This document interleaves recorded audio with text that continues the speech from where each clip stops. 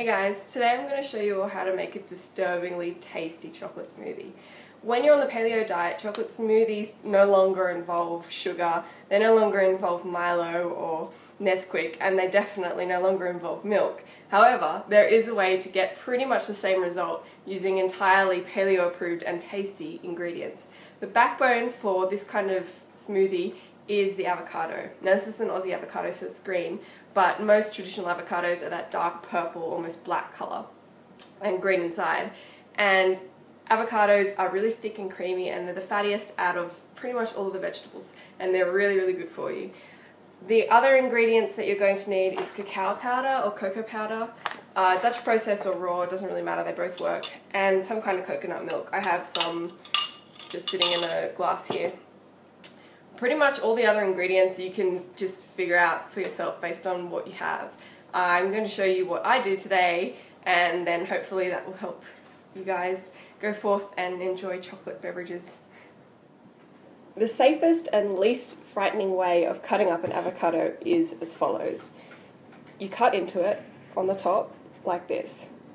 Then you lift up the avocado and continue that knife cut around the back of it like this. Now obviously you can't cut all the way through it because there's a giant stone in the middle. So you keep going around until pretty much you've scored around the diameter of the stone. Obviously the riper they are, the softer this will be. This isn't super ripe, but it doesn't really matter for a smoothie. So one side will come apart without the stone in it and the other side won't. You have two options. If it's not a super ripe one, you can simply squeeze and it'll pop out like that.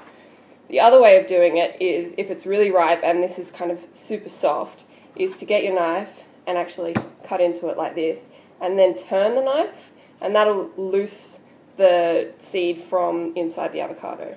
That's the safest and easiest way I know. Obviously use a sharp knife and always aim away from yourself, even when you're trying to get it back off the knife again, and that will avoid injury.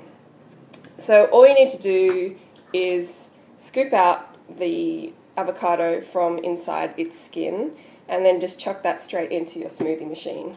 Underripe. This is a really good way of disposing of overripe avocados as well, because it doesn't matter once it's all smoothied up. Next, take some cacao. I like to use a lot of it, like a lot. So I'm going to put 2 pretty much heaped tablespoons on inside. Then the other ingredients that I tend to include are coconut flour. Now the thing about coconut flour I have found is when you mix it with coconut milk, it makes sort of a thicker coconut end product. And I like a really thick chocolate smoothie. So if you like thick shakes and thick chocolate smoothies, then this is definitely a good idea. The other things I'm going to throw in is just a handful of macadamia nuts and a handful of walnuts, and that's just to get the omega-3 levels even higher. Don't throw in too many though, or otherwise you'll end up with like little crunchy bits inside your smoothie, which isn't great for a chocolate smoothie at least. Now I'm going to use some coconut milk. This has been sitting in my fridge for about a day, but it's just from a tin. And I find that the ones without the emulsifiers in them the cream will collect on the top and then the coconut water will be at the bottom, but you need to mix them again to sort of turn it back into coconut milk. So I'm going to just throw in probably 2/3 of what I have here.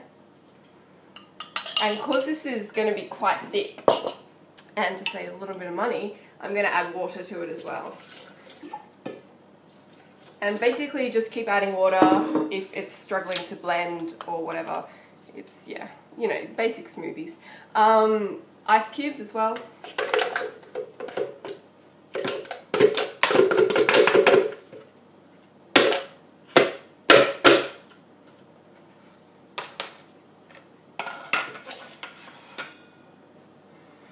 I like to add a whole tray of ice cubes just so that it gets that really fresh, cold type of flavour. Now with a smoothie like this, I know with my banana berry smoothie I said that it's not super important to put a sweetener in there because the berries are quite sweet already. With this, because you've got the cocoa in it and it's quite bitter, you definitely need a sweetener. I like using dates, so this is just date spread. You can throw in like raw dates as well, but the date spread tends to work as well and is really tasty. Honey will also work. Obviously maple syrup will work, but that's not super paleo, so maybe try and avoid that one. And that's it. So I'm going to switch this guy on and I'll see what the consistency is like, and if it's too thick then I'll pick it back up again and add some more water.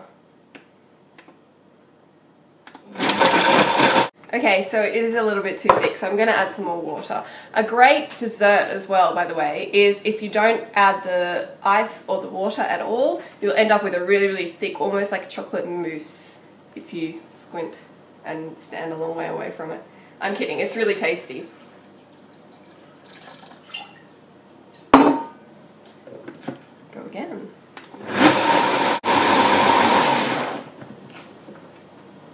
Yay, it's done. So there you have it, a really thick and really tasty chocolate smoothie.